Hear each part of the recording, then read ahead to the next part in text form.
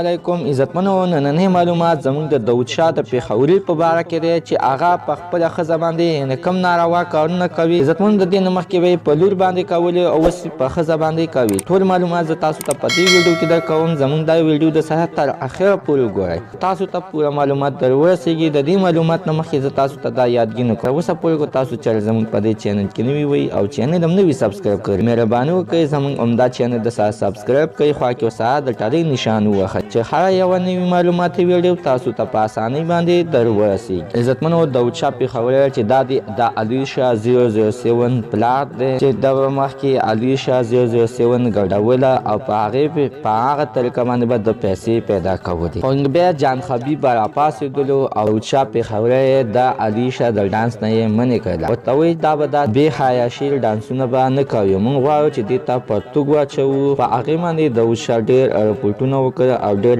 تړونو ته لاړل. د داود شاه د جان خبیب مخه ونیوله او اپریشن ته یې پرې نه ښودلو. خو عزتمنو اوس داود شاه د علي شاه 007 نه منې شوی دی او اوس دغه شانتې خپلې ښځې سره ټیک ټاک یې سازوي او دنیا داسې موږ ښځه خاوند داسې ټیک ټاک یې سازوو چې د ماشومانو د کتو نه دي.